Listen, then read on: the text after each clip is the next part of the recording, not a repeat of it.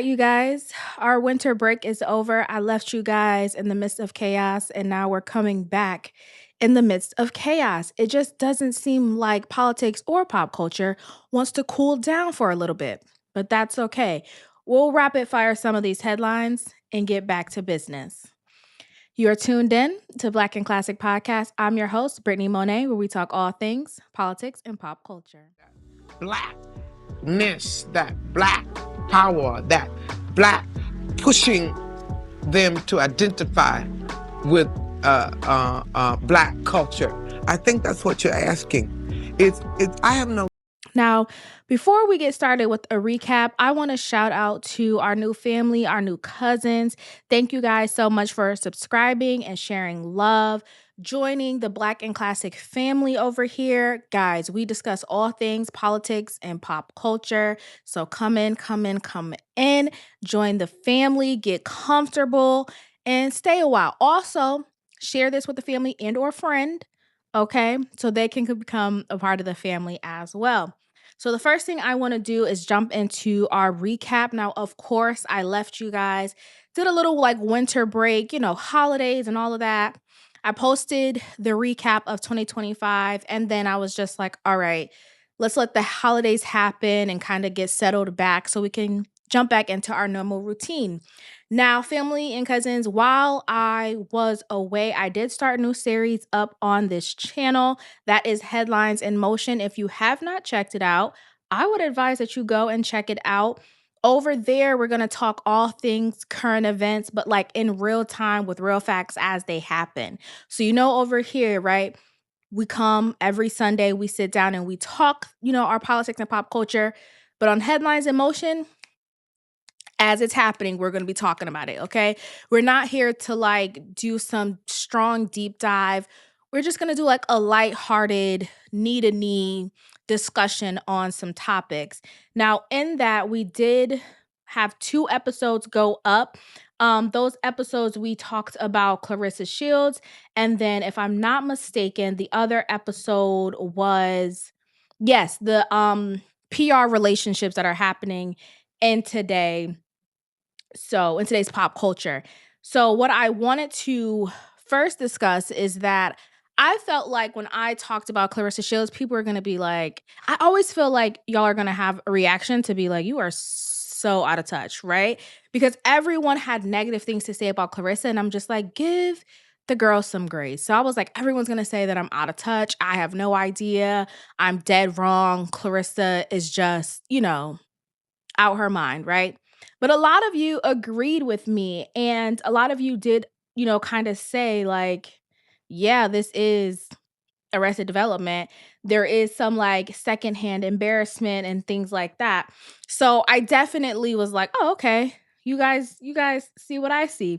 Now, what is funny is I follow Hollywood Unlocked, and they had posted like screenshots of something that had happened on X, aka Twitter, where a user had said Rihanna was like gone about her man, and Rihanna commented on that and said Clarissa Shields type gone about ASAP Rocky, right?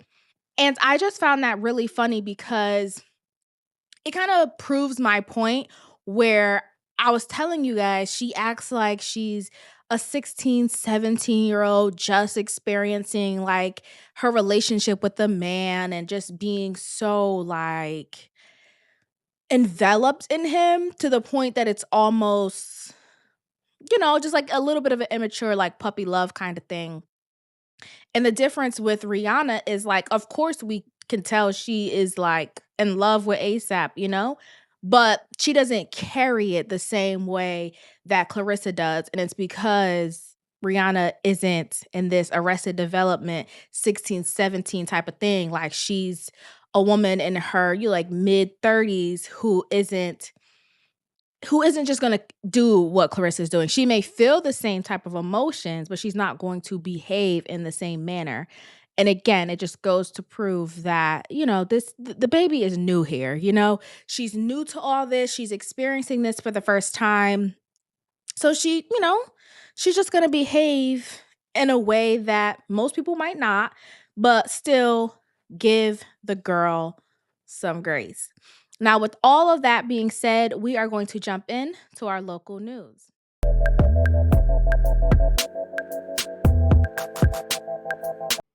Now, the first thing that I want to talk about kind of rolls into our headlines. So, we'll discuss that and then we'll piggyback off of it when we get into our headlines. Of course, I'm sure you guys know what I'm going to talk about already. So, hundreds of protesters joined together to hold a vigil in Connecticut for Renee Good. Again, this was the mother who was killed during the ICE shooting in Minneapolis. Girl, that's a word, ain't it? And so on Thursday night, a protester was struck by a vehicle in Hartford, Connecticut during the protest outside a federal courthouse. The protesters were pepper sprayed. Now, right now, there's no word of if it wasn't law enforcement. Law enforcement wasn't the one with pepper spray. So we don't know if this was like someone, leaving the federal courthouse or if it was a protester trying to like pepper spray someone they seen leaving the federal courthouse and just so happened to, obviously, if you're just like spraying, you're gonna, hit other people. We don't know. It was just that protesters did state that they were sprayed with pepper spray. And then a protester was seen breaking a passenger side window to a vehicle. The Hartford police in Connecticut are investigating the incident that took place between the protesters and possibly federal employees. There is no way to say at this point. It's just that's where they were protesting and people were leaving. But who's to say that the person leaving out of the federal courthouse wasn't a lawyer or something like that? You know what I mean? So, or they could have been security. Doesn't mean that they were like a judge or, what have you. So, the protesters were trying to prevent vehicles from entering the federal courthouse. So that is how this person got struck or whatever, right? The reason why I wanted to discuss this, not so much about the incident, but just that a lot of these protests are happening all around the country. And what we can see is that there is a lot of civil unrest, right?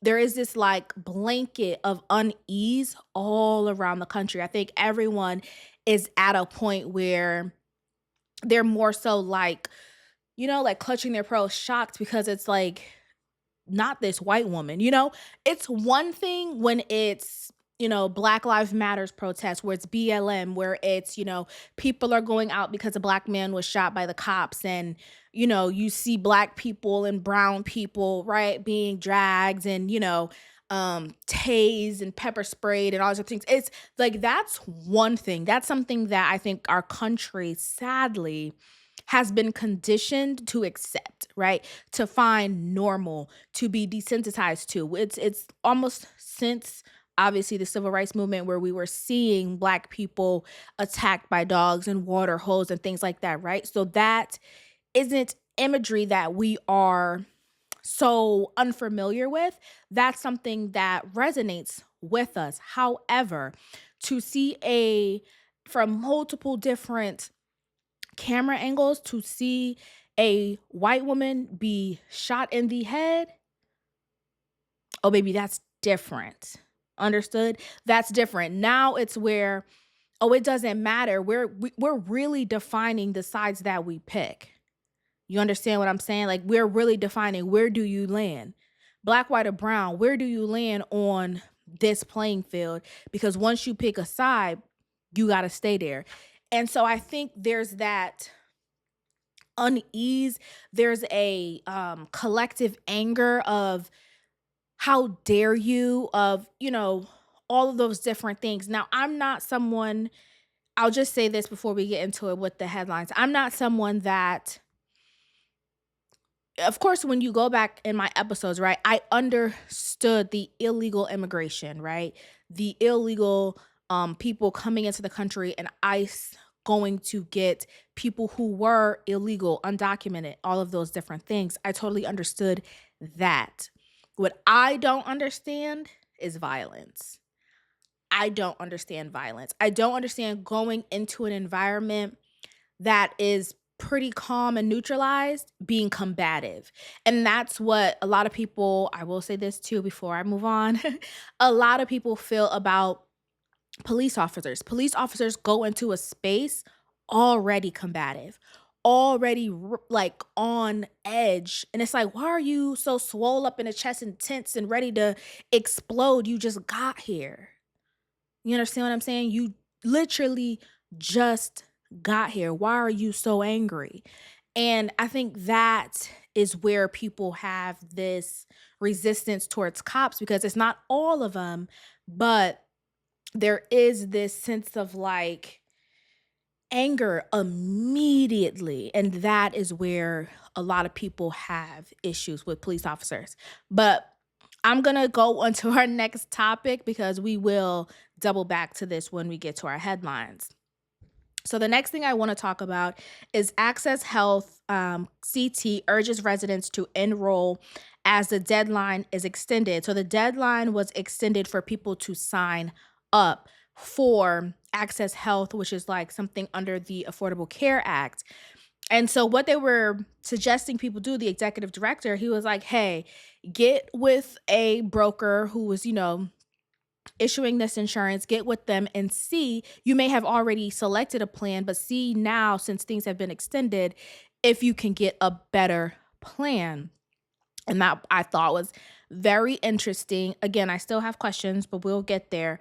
Now, with that being said, it kind of also dips into something that happened in the headlines, right? So the House passed a bill to extend healthcare subsidies in defiance of GOP leaders. So what happened was the House had sent out a vote and they were like, we want to extend this. I think it's additional. Yes, they want to extend it for an additional 3 years. The House passed a legislation Thursday to a 230 to 196 vote that would extend this. And so now this bill to extend it to the next 3 years, it passed in House, so it has to go to Senate. And so now the Senate is under pressure to either pass it or it stops there. So the bill would provide a 3-year extension of the subsidy, and it would increase. Now, here is where I have some issues. I will be honest. It will increase the nation's deficit by about $80.6 billion over the next 10 years. It also would increase the number of people with health insurance by 100,000 this year. And then by 2027, it would increase by 3 million, by 2028, 4 million, and by 2029, 1.1 million. Here's where I have questions. Is the risk worth the reward, or is it not? Because to me personally, if we are talking about affordability, going into an 80 billion deficit does not feel like affordability. I don't know. Maybe I don't understand math. I've never been good at math, finance, economics, all that. That's never been my wheelhouse. Okay. I'm not going to sit up here and pretend. That has never been my wheelhouse. But adding to a deficit, like adding to your debt, when you, like, let's say your credit card is just barely maxed out and you go and make another purchase, like adding to that does not seem to be a great form of affordability. And I don't think, if we're looking at weighing the options, 100,000 people with health insurance is really, I don't know, it just doesn't seem like it's worth it. And when I say that, I also agree with Republicans who are arguing that the subsidies, as structured, have contributed to fraud, and that the chamber should be focused on lowering health insurance costs for the broader population. That's what I think. Like, I understand extending this, but I feel like we need to put into play or discuss or talk about what this looks like on a real long-term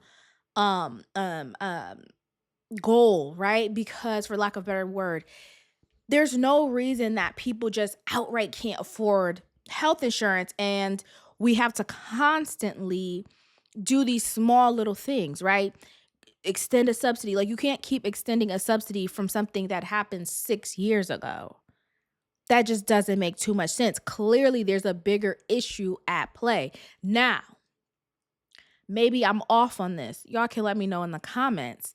But if Big Pharma wasn't so entangled and twisted up into our government, maybe they would be more likely to really get down to the bottom of this. Big Pharma, hospitals, all of that across the board. Maybe they even health insurance, like insurance companies in and of itself. Maybe they could really get down to the bottom of the issue is why health insurance is just not affordable for Americans in general. We're focused on putting a Band-Aid on a small issue. If the dam is about to bust open again, a little piece of duct tape isn't going to solve it. It might solve it for 5 minutes, but at some point that tape is going to get weak and that tape is going to come off and the floodgates are going to open. So maybe we should look at fixing the dam itself before we find these small solutions. This to me is a small solution. It's great. I'm sure people will love it. It's going to help, but it does not fix the overall solution. And my issue a lot of times with these government officials is that they want to fix it in the short term. And that feels like a victory. I saw a video of a woman jumping up and down. Everyone's like, yeah, she was fighting for this. She was fighting for this. And it passed through the House. You're celebrating a small victory. Put something together to celebrate something that's going to make an impact overall. Let's talk about real impact. But you can't, because everyone who's sitting down to vote is getting money from somebody because there's lobbyists, you know what I mean, looking for what they need to be done in whatever health industry, that they're in, whether it's Big Pharma, whether it's the actual insurance companies, whether it's hospitals, all of these different things. You got to pay to play, you know what I mean? And a lot of people are paying to play. We get the shit end of the stick, and then they give us these little things to pacify us. No, we need real solutions. This ain't it. It's not it. I get it. I do want people to have affordable health insurance, especially because they're making us sick. We can't even get into that. But this ain't it. Now, there's a small group of senators from both parties who have been working on an alternative plan that could find support in both the chambers and become law. I think that's great. But again, as you're reading this, it says there's a small group of senators. No, we need a large group, but you can't get a large group if they're all fucking corrupt. And the other interesting thing about this is that we had some Republicans that represented key swing states or districts, rather, that helped to push this through and make it pass in the House. Now, that's all I got to say on that. I am going to now jump into our next topic, and it's going to be, I don't want it to be sad, but let's jump into our headlines.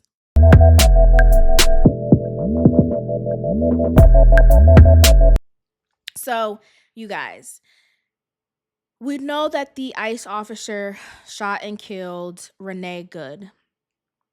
And my biggest frustration with this, I'm just going to talk with you guys about this, right? I think at this point we are all very familiar of what took place. My biggest issue is, at the time, I'm someone who I don't seek out sad things. So if sad things happen, someone's murdered in the street or things like that, I don't actively seek it out because it just makes you sad. I'm just not going to go out of my way. Now, when I do my research and I'm reading different articles and putting together the information to sit down and do this, that is the one time. Other than that, I'm not, throughout the week, I'm not engaged in what's going on. You know what I mean? I might read a little bit, but I'm not fully immersed, because if you sit in it long enough, it'll get on you. It'll get on you, it'll get in you, and I don't want to be bothered. So what frustrated me about this is when I was seeing the clips of JD Vance talk about this situation. Coming out, let me say that again. Prior to the Trump administration winning the election, I liked JD Vance. I did. He sat down with great people. He was charismatic, which I think all now I'm at a point where like if you're charismatic, it's a red flag. You know what I mean? Like, I don't know. But he sat down with people, he was great. He just talked like an American, right? He said the things that you would want to hear. And I really liked him. The longer he's been in the White House, the longer he's been under Trump's tutelage, um no, no, I don't know. The man did like a full 180 and like just flipped the script. And I was like, oh, wait, what? Yeah, I don't know. It just doesn't feel like the same man. Now, my issue is they're running with this, it's self defense. Christy Nome described the incident as an act of domestic terrorism.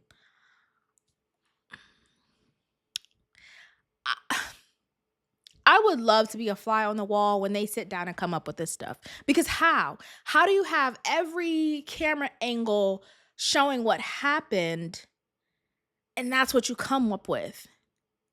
I feel like the American people would respect you more if you said this man has been relieved of his duties. This was an unnecessary, use of force.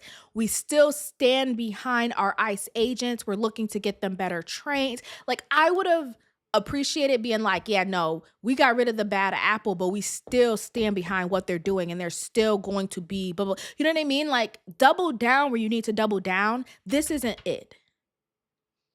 The execution of Renee Good is not the time to double down. It is not the time to double down. That's the time to show that you understand the difference between doing something right and doing something wrong. And the Trump administration just doesn't understand that. I don't know why. Because to me, this isn't even a Israeli thing. Like, sometimes there's things where you could be like, you can see the Israeli influence and you can kind of understand, you know what I mean? You're like, okay, I see why you're doing that. I don't understand why y'all sat down and stated that this was an act of domestic terrorism and an act of self-defense. This was not either of those things.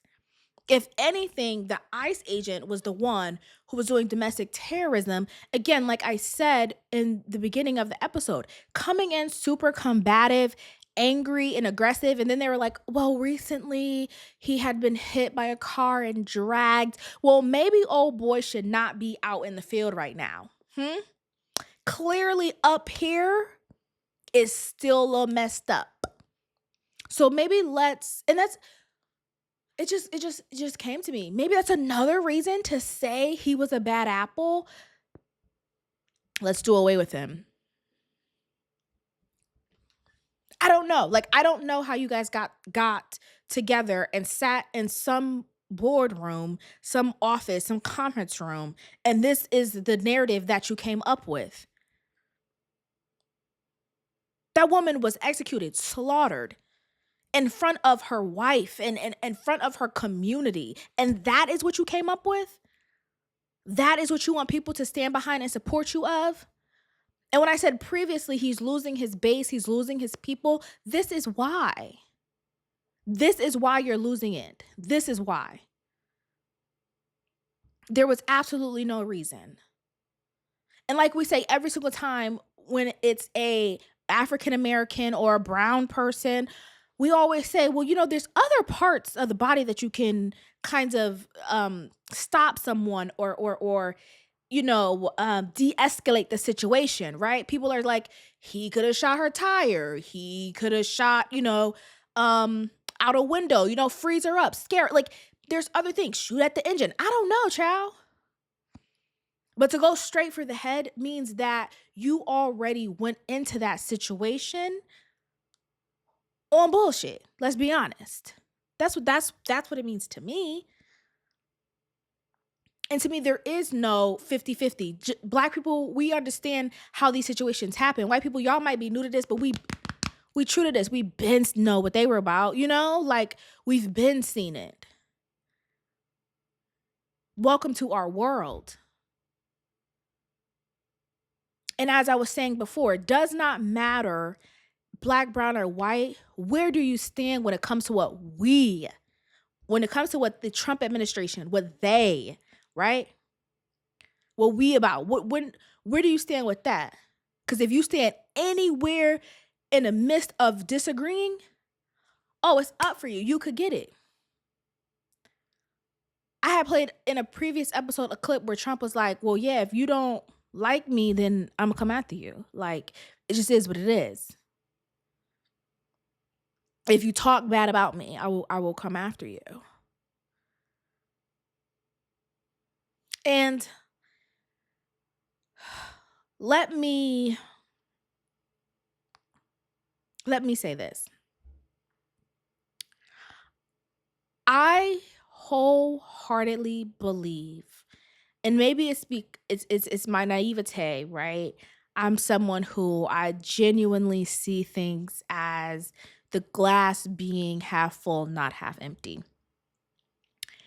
I genuinely think we needed, a lot of people are complaining about this, but I genuinely think we needed this second administration of Trump. I believe as a country, we needed this because there were a lot of people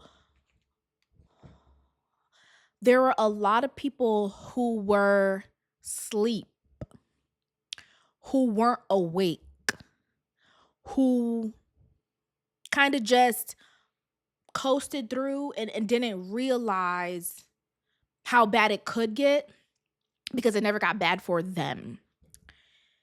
And so this Trump administration, the second time around, has definitely got people more alert. Things like this, as tragic as it is,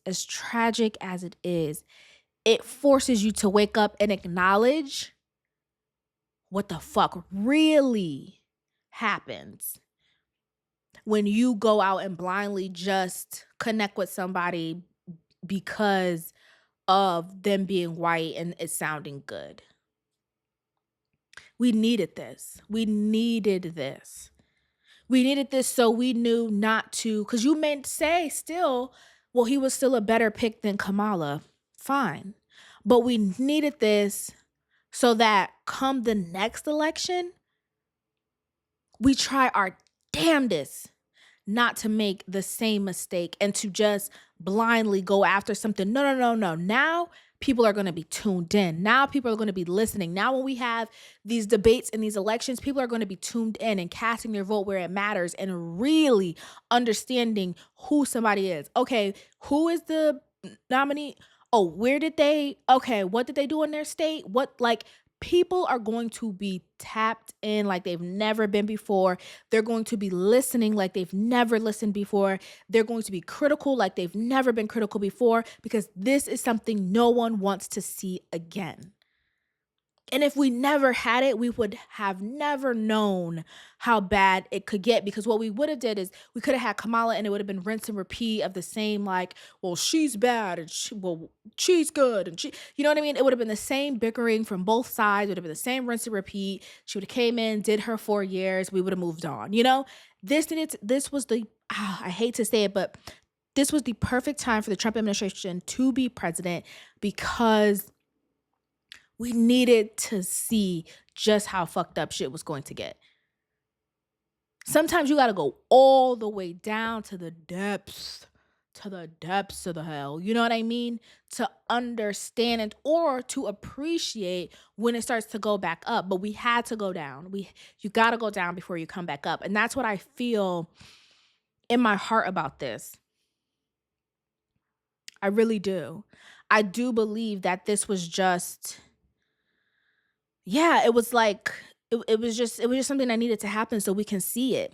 Even when I watch people like, what's happening amongst a lot of the podcasters and, in the Republican world, right? You have Tucker Carlson, Ben Shapiro, Megyn Kelly, Nick Fuentes, Candace Owens. You have all these people bickering and going back and forth and slinging dirt and all these different things.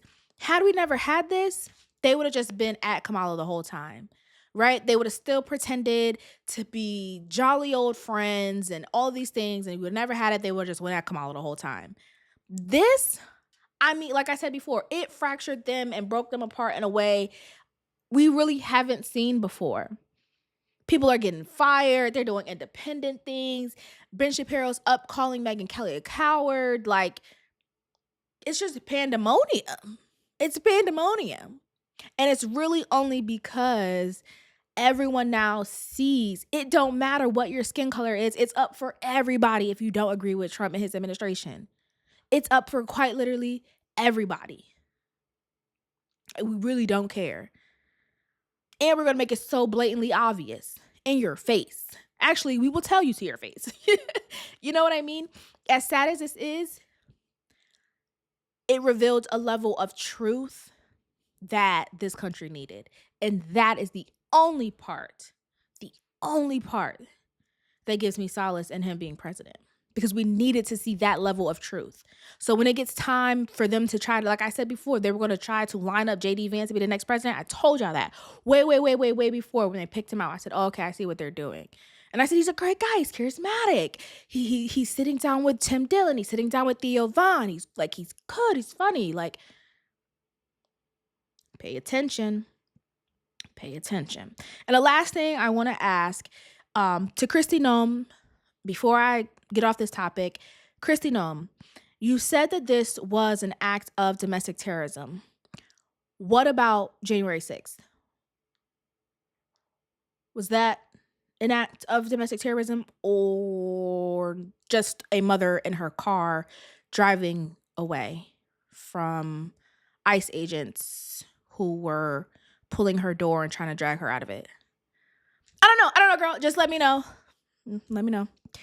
Anyways, the last topic that I want to get into, in this one, I don't know. It's just kind of obvious what they're doing at this point, and I don't even think they're trying. Like I said, I don't think they're trying to hide it. So the U.S. captured the Venezuelan leader Nicolas Maduro. Now, for months, the U.S. military, they had been all staked out outside his house, trying to be inconspicuous, looking around. They were bombing boats and trying to capture drug traffickers and all these different things, right? Just killing people and trying to capture people. You know what I'm saying? They did all of that. Then the U.S. intelligence agencies, once they got a little bit closer, they're like, okay, now we can infiltrate a little bit more. Let's study Maduro. So now they're studying this president, trying to learn all his habits down to when he eat, what he eat, all those things. When they do that, let me tell you something. When they do that, it's a mole. It's a snitch. It's a rat. I don't know. I've just watched enough crime, narcos, all of the things to know when they can get that close. Okay. Now, Trump came out happy to the pig and shit and said he gave the order authorizing. They went in overnight into this man's house to capture him, and I think they brought him back to Florida. Not shocking. And they took him and his wife, and they arrested him on drug trafficking charges. On Monday, he was arraigned, and I'm pretty sure, again, it was in Florida. Now, Maduro is calling this a kidnapping and declared himself a prisoner of war. And as I'm reading this article, they had stated it is possible that a legal battle over the legality of the U.S. prosecution will stretch on for some time. Now, I don't know and I'm thinking it will, that while they figure out if it's legal, both of them will stay locked up. And I think it'll get to the point where we kind of forget that he has the Venezuelan president and, locked up and things. And so much will happen. Now, there are a lot of allegations of this being about oil. Listen, don't get me to lying, okay? That's one thing I'm not going to get up here and do. I don't know nothing about that oil. But what I do know is there's also people saying, well, he pardoned one person who also had allegations of narco-terrorism, but he arrested and allegedly kidnapped this person for narco-terrorism. What's the difference? Everyone's speculating. The difference is the oil. For this, we will wait and see. People are saying wait to see the gas prices.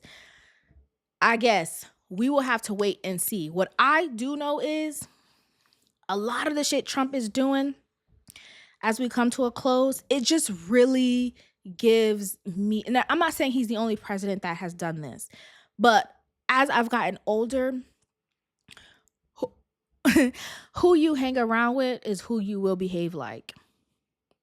A lot of this gives me that Netanyahu type of vibe. You know what I'm saying?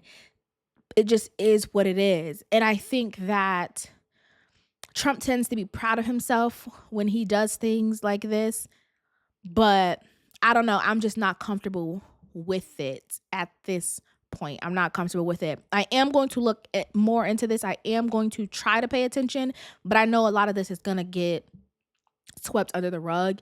And it might be hot for the next like 3 to 4 weeks. And after that, we're going to hear nothing. We'll just hear nothing. And then I don't know if he'll mysteriously be let go, killed, or whatever, but I just don't, I don't know.